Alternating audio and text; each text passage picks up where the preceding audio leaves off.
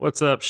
Wow. Try that again. What's up, y'all? Shoe Booty Sports coming at you Tuesday night. Great way to start the episode. This is your host, Graham Powell, co-host Bradley Brown. Say what's up, Brad. What's up? I'm hot on the mic.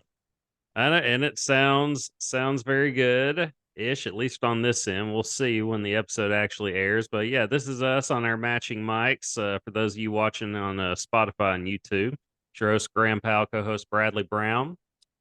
Quick shout out to our sponsor. Shoe Booty Sports is presented by Rhino Races. Rhino Races is a virtual race series that offers 5 different races: a 5K, 10K, half marathon, a marathon, and the Rhino Ultra. Sign up for one or all 5 of the races at rhinoraces.com. Run your race at your convenience. Track it with your favorite fitness app of choice. Screenshot your results of proof of completion. Submit those results to rhinoraces.com under the submit results section. Once your results are verified by Rhino Races staff, your award will be shipped to you by mail. Also, check out their gear section for t-shirts, wristbands, decals, and more. Again, that's rhinoraces.com. Rhino Races is the premier virtual running series. And you can find us, Shoe Booty Sports, on Apple, Spotify, and Google Podcast. Subscribe to the YouTube channel and follow us on Twitter at Shoe Booty Sports.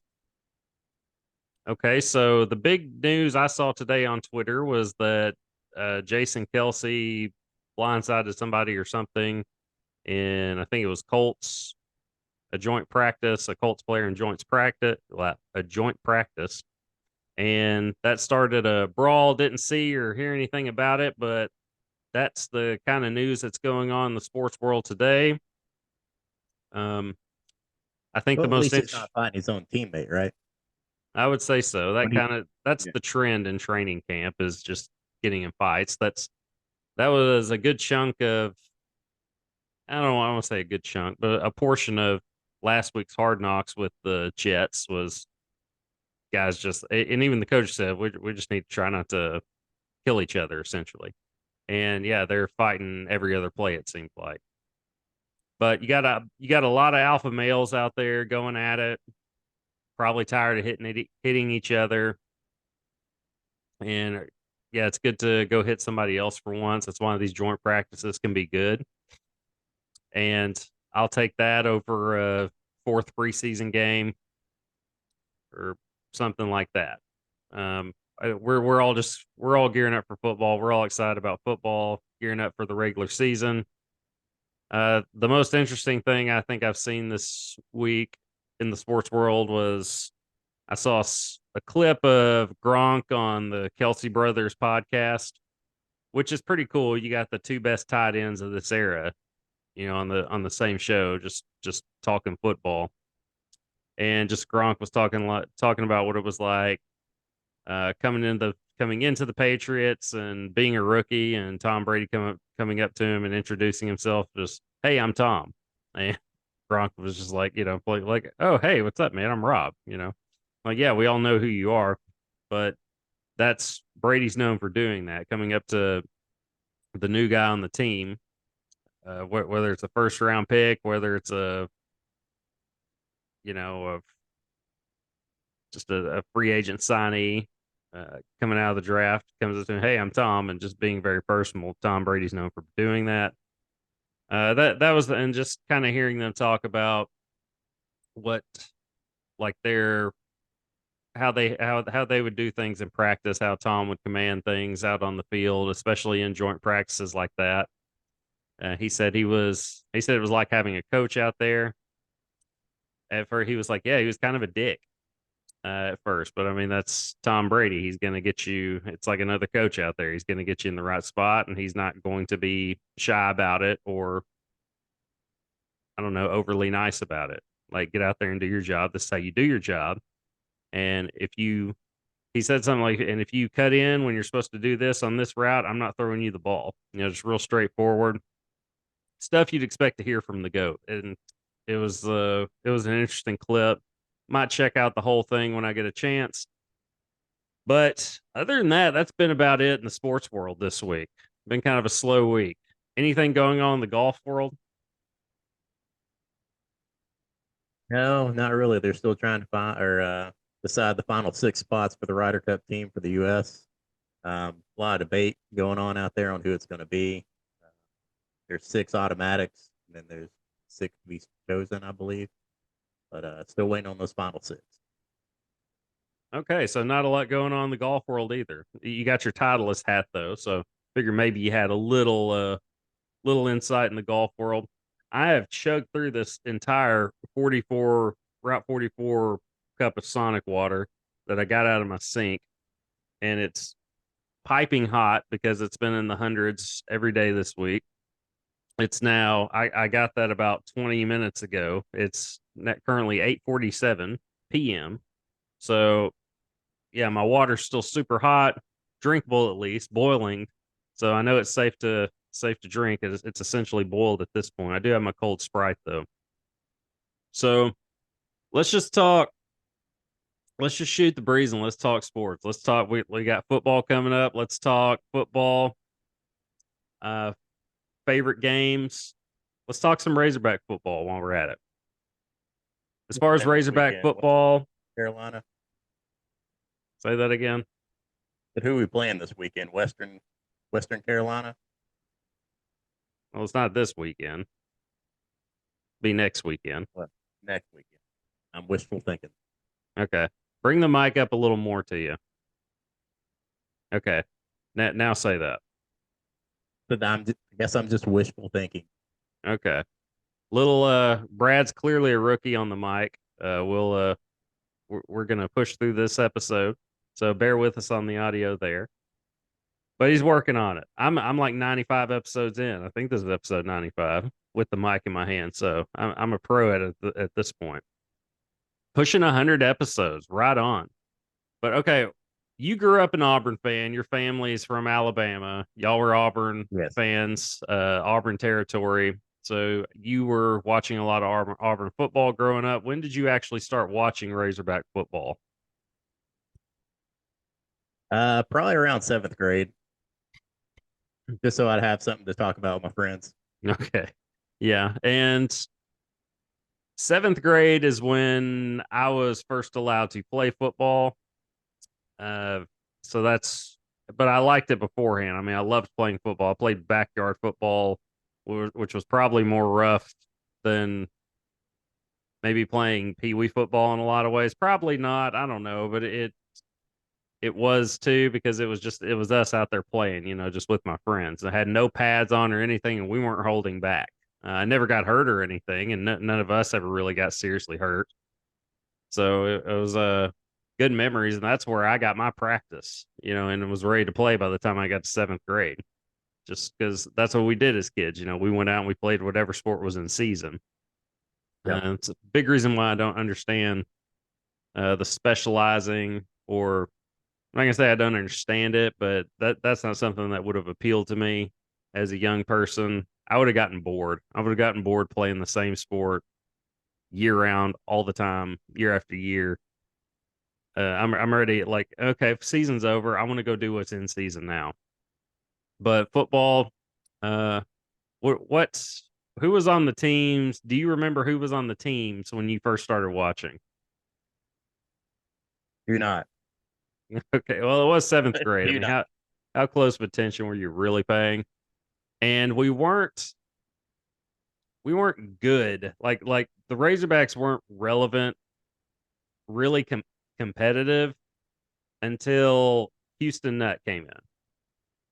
Houston Nutt came in, and his first season, the Hogs did really well. It at least compared to what they had done previously. I want to say they had like an 8 or 9 win season.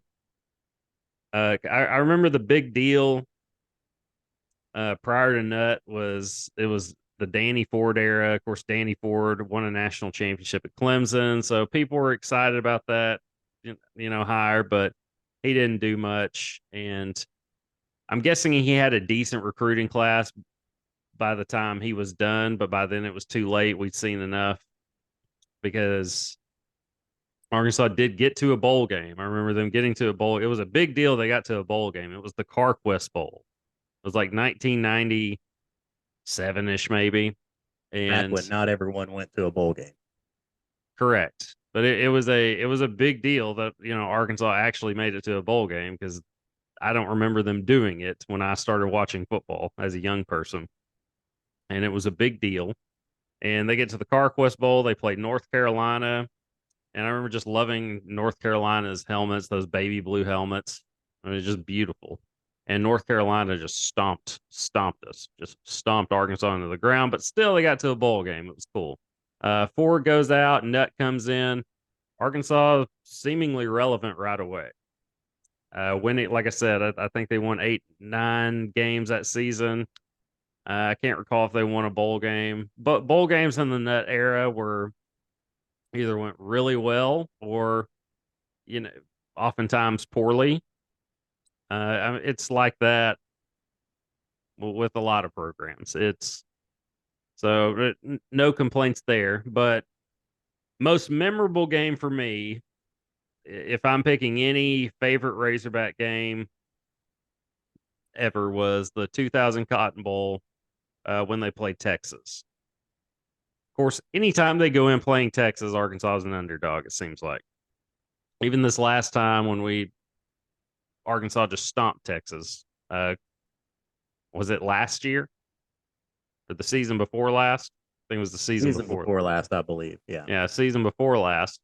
Arkansas, of course, Texas is overhyped, overranked as they always are at the beginning of the season, and Arkansas just trounces them, just beats the brakes off of them. They're at Reynolds Razorback Stadium, but it was the same situation going into the 2000 Cotton Bowl, and Arkansas just pummels them. Just pummels them. But the Texas quarterback, Major Applewhite was his name, which I believe is a coordinator somewhere now at the college level. But he was on his back every other play, it seemed like. This was Cedric Cobb's freshman year when he was before his injury and was just expected to be like the next big thing. You saw like just the brightest of futures with him. He had a great freshman year. Matt Jones was, Matt Jones was a freshman then, I believe, and it was just, it was a fun day to be a Razorback fan. Watched it there at my grandparents' house on New Year's Day. This is when they lived in Lone Oak, that house in town. So it was that was my favorite. Another one that sticks out was actually Houston Nutt's last game as the Razorback football coach. Talk about a way to go out. Beating the number 1 team in the country in LSU. I believe it was double overtime. Of course, Darren McFadden has a massive game. It's his last season. And, just Nutt spitting off this massive promo post game to talking about Darren McFadden, what do you say, Lou Holtz, Mark May, number 5, you need to look at him or look at him hard or something like that. And it was just it was a great way to go out if you're him. And of course, that's the D-Mac who brought that wood. Yeah, brought that wood. Yeah, the same game. That was that's a great way to go out. Of course, Razorback fans were tired of him at that point. It had been a decade, and we had just kind of gotten in the same spot, right? We were just at the same spot. We would lose games we were supposed to win, and in those games, Nutt would get out coached, especially the Alabama game when Arkansas was the more talented team, Saban's first year, and Alabama found a way to win it. This was when we had D-Mac and Felix in year 3. Arkansas was the favorite, and Alabama found a way to pull it off. Not that Alabama was a slouch team, but they weren't anywhere. They were clearly in the building phase for Nick Saban. That was the year Arkansas should have gotten them if they were ever going to get them under Saban, and they didn't. And even though it wasn't the way you want to go out, I guess, for Houston Nutt. Then again, it kind of was. I mean, you got paid on your way out. You spent a decade at Arkansas. He doesn't get enough credit. We can talk about the predictable play calling, the non-creative play calling. We can talk about all that. That's part of it. But Arkansas was irrelevant in football before Houston Nutt got there. And when Houston Nutt got there, Arkansas was relevant again. He doesn't get enough credit for that. Was he a phenomenal play caller? No, of course not. Was he a terrific motivator and a guy you'd want to run through a brick wall for, before in his pregame speech? Absolutely. Arkansas reeled off some massive upsets, some big time top 10 wins. Like I said, beating LSU, the number one team in the country, who went on to win the national championship that same season. That was the last game Arkansas or LSU lost that season because everybody thought, okay, LSU's out of the picture. This was the BCS days. And then all the other teams below them fell either that weekend or in the conference championship round, and LSU got in and then ended up winning it. So Arkansas beat the national champions that season. Yeah, Nutt doesn't get enough credit for bringing the program back to relevancy. He does now. People realize that now. And it took a motorcycle rack from Bobby Petrino because we saw that as a clear upgrade hire, and it was. He didn't get no motorcycle rack. We've talked about this, and I was going to bring it up. All right, so The your girl's theory. boyfriend beat the brakes off of him. All right, so that's your theory. But here's the thing. Why would you go out? Why would you in the press conference about your wreck when the guy asks you, how did somebody stop to call? Essentially the reporter asked, and Petrino goes, a girl stopped someone. A girl stopped someone, driving by, whatever it was, and alerted them to call 911. Why would the girl be there? Why wouldn't Petrino say he was out by himself on the motorcycle? Oh, I'm saying she was with him, but I don't think there was a motorcycle wreck. I think the girl's fiance caught him and beat the brakes off of him. But then why would you say that a girl flagged you down? Why wouldn't you just be out there on your motorcycle? You think he caught him in? Story for the press. Yeah, I don't buy it. I don't buy it just because of that.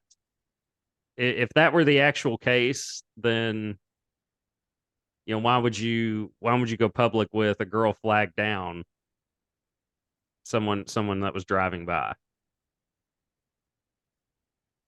There you go, hole in the story. Hole in the story there. Yeah. It's a good theory for Razorback fans to gossip about. It's a good theory that was developed, and we're going to roll with that. Oh, especially in Fayetteville, the Northwest Arkansas area, where that stuff is stirred up more and talked about more and whispered. I can see how a lot of people would take that and run with it. I don't buy it though, personally. It's a scary thought. Bobby P with 5-star recruits like he has now. In A&M, he's got 5-star recruits. It's going to be scary if he can implement his offense fully. Yeah, if Jimbo can stay out of the way there, that's going to be. I mean, that's a huge hire for A&M. That's a huge hire for A&M. Bobby Petrino as the coordinator. And yeah, it can go really well. And if it does go really well, Petrino's not going to be around very long, fortunately, because I don't want to see him calling plays against. Because we saw what Petrino did last year, this past season. They nearly beat us. Almost got it done. Missouri State almost beat Arkansas. They were clearly, like, Sam Pittman was clearly outcoached. It was like you could tell it was a beginning head coach against an experienced head coach and a genius play caller in Bobby Petrino. Pittman's a great recruiter and a good motivator and a guy that you want to go play for. I believe you made the comment, told me you were friends with somebody that was golfing with Tyler Wilson. This is after Petrino got fired, and Tyler Wilson talked about this is hearsay. Tyler Wilson can hear this and deny it or whatever, but Tyler Wilson essentially saying, yeah, I hate that guy. Something along those lines. Called him the biggest asshole he's ever met. There you go. And I saw a tweet maybe like a year ago from a former Louisville player, and he had said something along the lines of, I can tell you firsthand, Bobby Petrino is not racist. That mother effer hate everybody. Was which I thought that was great. I was like, yeah, that I could see that. That pretty much sums it up. The What's few your times I met Bobby P in the drive-through, he did not seem like a happy person when I worked at Slim's. They're like, so oh, you hey, act it's Bobby P. Just stone cold face, like, you don't take my card, give my food. Yes, sir. Here you go. so he was actually like driving, and you took his Yes, card he and all pulled. that. Yeah, he pulled up in his Harley Davidson Ford truck, all pimped out with his, Of I course. guess, his younger son. And yeah, I looked up. I was like, oh, holy shit, that's Bobby Petrino. And he just looked at me like, you better not say anything. Okay. I just handed, you know, put out my hand for his card. He gave it to me, and then I gave it back. Yeah, That's he what he didn't didn't want to say. deal with that day. He just wanted to get his food and he wanted to go. You could see it in his eyes. He's like, if you say anything to me, I will get out of this truck. Yeah, he has that way about him, and reputation as well. I saw his kid when I worked at Juice. Um, his kid played for Fayetteville High. Of course, Juice was the smoothie place, smoothie and juice bar type place, near the high school, near Good the stuff. U of A campus. And his kid and a couple other football players came in. They got some, smoothies or whatever, and um, nothing special. I mean, he was quiet kid, but I didn't know who he was. He was like, a dark haired young man, high school age. And he gives me his card, and I look at it, I scan it, but I look at the name right there on the debit card. It says Bobby Petrino. I'm like, what? I'm like, hang on a minute. And yeah, his kid was named Bobby Petrino. And uh, a guy that worked with me, he was a basketball player there at Fayetteville High. He was like, oh yeah, that's Bobby Petrino's kid. He's a really good player, by the way. Talking about on the football field, played like safety or something like that. But yeah, Petrino. Okay, what did Petrino order at Slim's? Do you remember? He ordered for his whole family, but I believe he got a Slim's plate. So 5-piece meal with some fries. It's a good one to have. I had Slim's today. I had Slim's today also. Here in Cabot for the first time in a while. I got the grilled tenders. Pretty good. Their potato salad has gone to trash though. It's almost like it's like cold potato soup now. It used to be really good, and Yeah, now it was it's straight out of the bucket, pre-made. yeah, but it was good. I mean, it was actual like potatoes, and now it's cold mushy potato soup. So Slim needs to work on that. Uh, other than that, it was good stuff. But yeah, Petrino goes out, and it was just trash. Just like I remember everybody like when they named John L. Smith the interim head coach. I remember everybody was like not worried at all. Everybody's like, "We're gonna be fine. We got everybody back. We're gonna be fine." Like this is college football. Like the head coach matters. The head coach matters, and that was necessary to say twice. I didn't think it was going to be that big of a disaster. I thought they could win eight. I thought they could win 8 or 9 games, but yeah, I didn't think of the brakes would completely fall off. But Who was the better coach, John L. or the clown, Chad Morris? that's a good question because John L had Bobby Petrino's players. Yeah, Chad he had had the Bill. talent. Chad had Bielema's like bare cupboard, so Chad had nothing to work with either. And if anything, Chad Morris recruited KJ. He got our current quarterback here, who's an All SEC caliber quarterback. Both just dumpster fire hires, both awful coaches. F minus is the grade they both get. Chad Morris didn't even win an SEC game. John L lost to Rutgers and went 4 and whatever it was. What 4-8, I guess. something like that. I just Yeah, remember saying the same thing after both hires were announced. Who?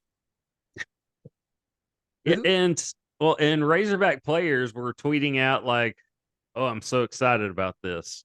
You know, Yeah, like they were thrilled with the hire because they liked the guy, they liked him, and they special didn't like, teams. and they didn't like Petrino personally. But there's your proof. You don't have to be necessary. You don't have to be likable. It helps to be likable. It helps it to like your coach. Like Yeah, as a player myself, I'd say cough button, but I don't know what that was. Allergies of some type, but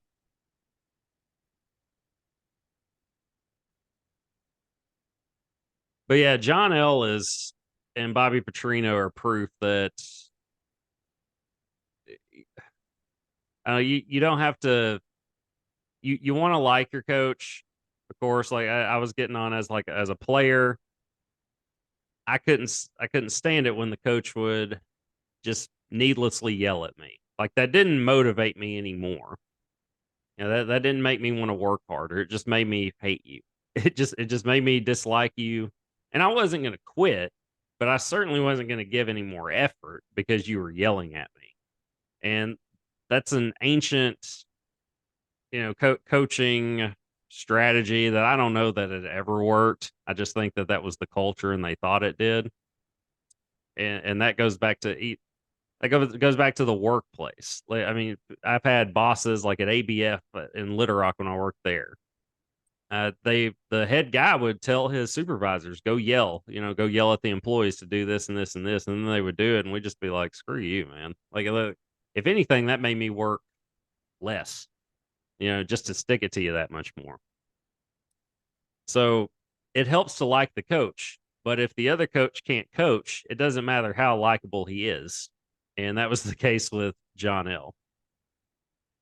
It we also learned that firsthand in high school.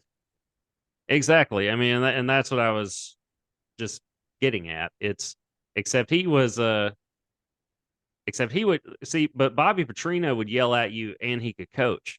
Um, our coach would, at least our first 2 years of high school, would yell at us and he couldn't coach. So that was a double negative there. But yeah, John L. likable, but at least to the players, but couldn't coach worth a flip. Interesting press guy though, John L. But when your most memorable part of your season is the smile,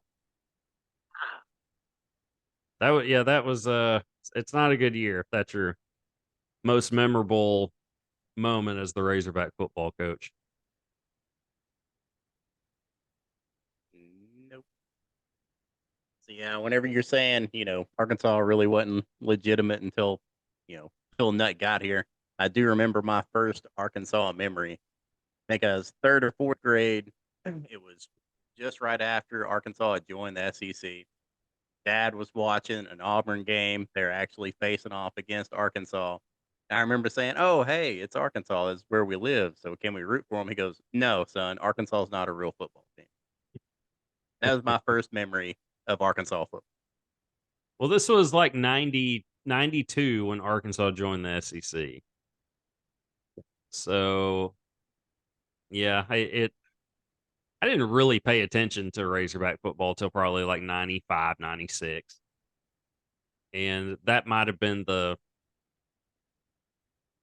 you know, CarQuest Bowl type years, or at least leading up to it.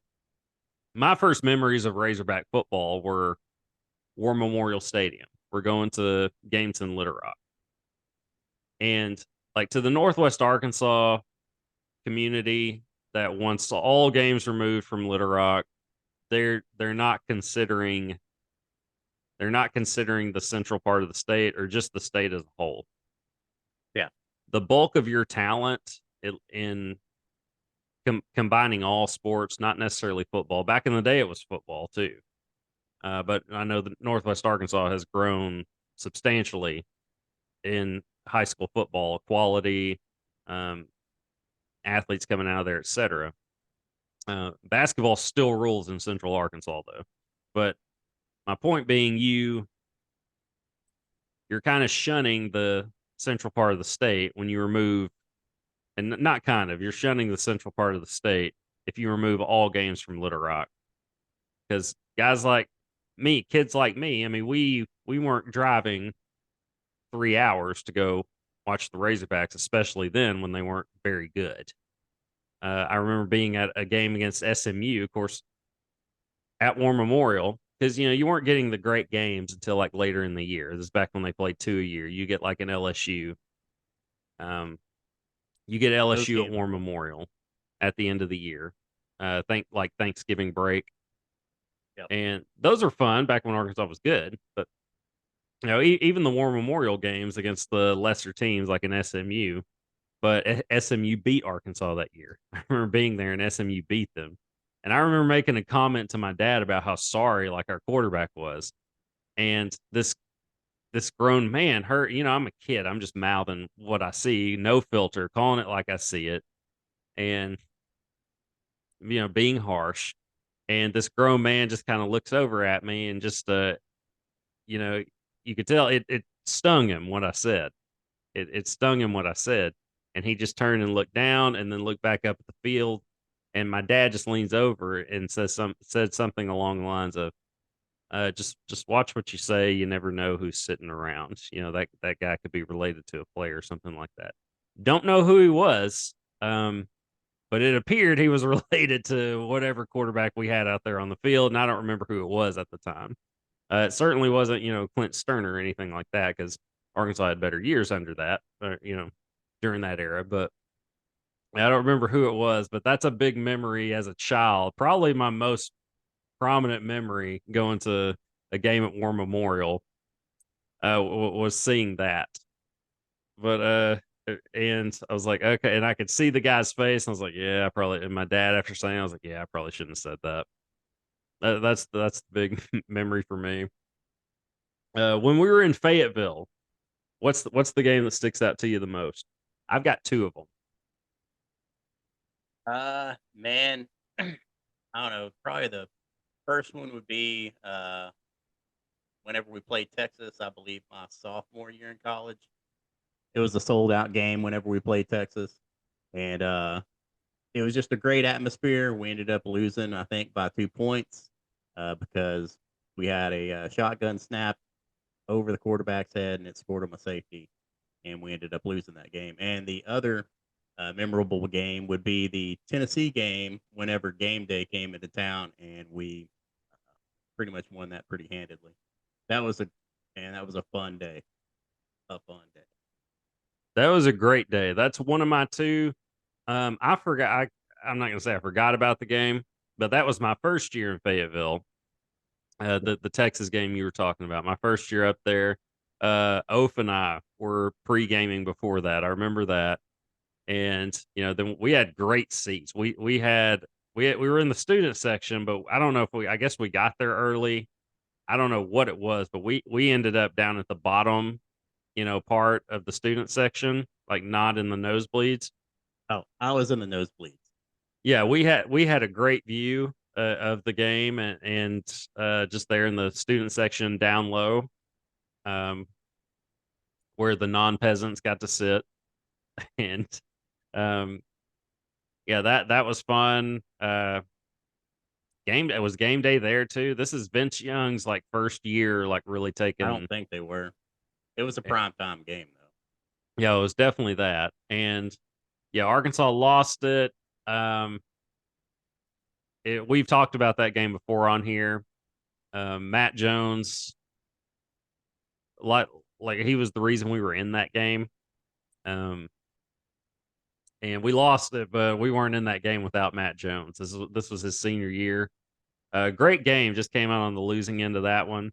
But the two I'm thinking of when I say that, or when I said that, was the Tennessee game, like you're talking about, and that was DMAC's breakout game. Like everybody had talked about the Wildcat and DMAC's thriving in it, and here it was on the big stage against nationally ranked Tennessee. There's backstory there too, because Brett Smith was a wide receiver for Tennessee. He was our age, I believe, and I think he graduated 2003 with us. I think he was the player of the year in Arkansas high school football that season out of Warren, and he goes to Tennessee over Arkansas. So of course there's a natural heel factor there coming in. People are gonna cheer against him. We especially want to beat the brakes off Tennessee for that. Um, that's part of it. And of course, Arkansas does. DMAC has a phenomenal game. Felix plays well, had that 1-2 punch, and just beat the brakes off of Tennessee on national television, prime time, with game day there. Yeah, that was huge. That was awesome. I remember coming down I was in the nosebleeds for that game, but still got to see plenty to love every second of what was happening. Never forget coming down the massive staircase to get out of there, and these Tennessee fans were in front of us, and it was an older couple, um, not just super old, but definitely an older couple. And these two Razorback fans had clearly had a couple of cocktails before the game, maybe during too. Sees them as they're coming down. Just then one of them just yells and points, goes, "Go back to effing Rocky Top," and the which was pretty funny, just because it kind of came out of nowhere. And the guy in front of me just flips the guy off, and then he just walks all the way down. And I was with my buddy Lee, and we were about to walk back to his house, because we walked everywhere if you live near campus then. And the guy turns to us and says, "Y'all are going to tear the goalpost down?" And Lee goes, "What, for beating y'all?" And which was a very good comeback by him, by the way. And yeah, like Tennessee wasn't relevant then, and but it was that game, and the other game was the South Carolina game where DMAC had a record-setting performance, ran for like 320 plus yards. Felix Jones ran for well over 100. Spurrier threw his hat down the sideline plenty of times. Arkansas beat the brakes off of them. I had great seats for that game, and I was with my family. Mom and siblings were there too, all three of my siblings. So that was a very fun experience as well. But yeah, it's look at that. We're out of time, but we got to talk football, memories, Razorback football. Give Houston Nutt some credit as it was deserved, or as he deserves.